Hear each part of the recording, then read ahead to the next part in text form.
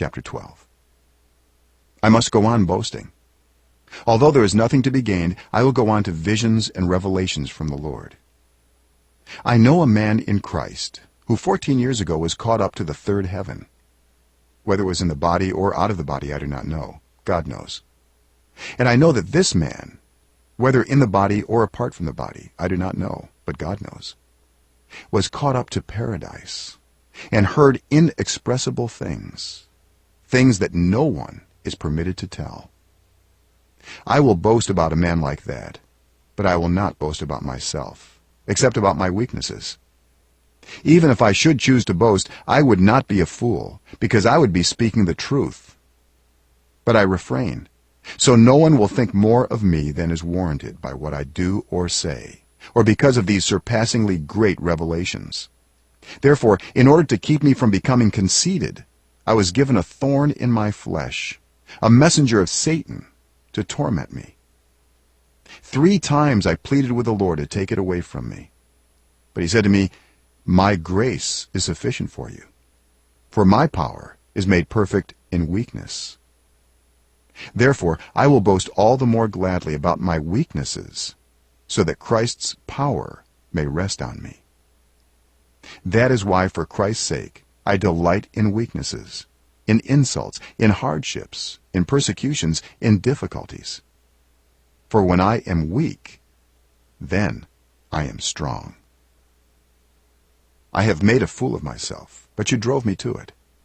I ought to have been commended by you, for I am not in the least inferior to the super-apostles, even though I am nothing. I persevered in demonstrating among you the marks of a true apostle, including signs, wonders, and miracles.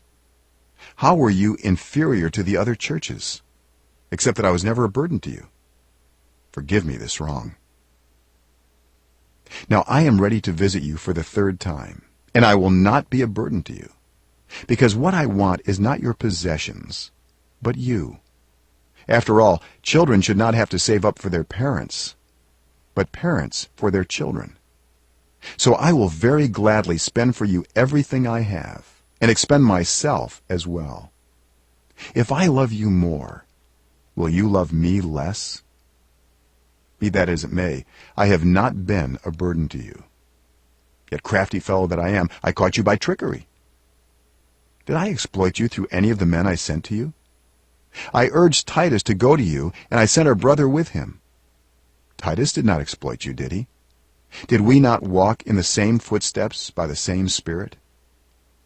Have you been thinking all along that we have been defending ourselves to you? We have been speaking in the sight of God as those in Christ. And everything we do, dear friends, is for your strengthening. For I am afraid that when I come, I may not find you as I want you to be, and you may not find me as you want me to be. I fear that there may be discord, jealousy, fits of rage, selfish ambition, slander, gossip, arrogance, and disorder. I am afraid that when I come again, my God will humble me before you, and I will be grieved over many who have sinned earlier and have not repented of the impurity, sexual sin, and debauchery in which they have indulged.